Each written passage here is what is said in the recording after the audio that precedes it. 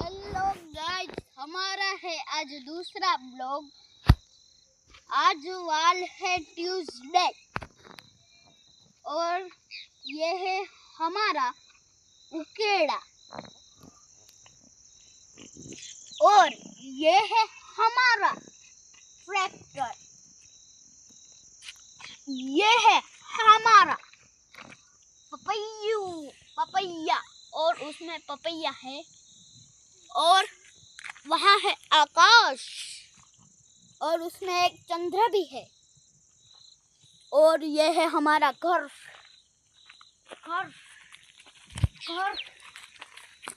ये है हमारा गन्ना और ये है हमारी प्लेट। इसमें फल है, फल और यहाँ सब है। तू बैठ, हमारी भैंस बंद अच्छी हमारी भैंस ज्યાં મારા નાના લઈને જાય છે બંધ હો જાય।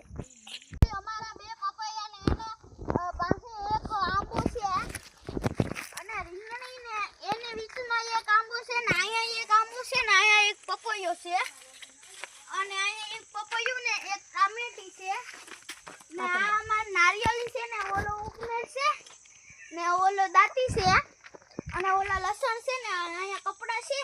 આ અમારું બધું છે।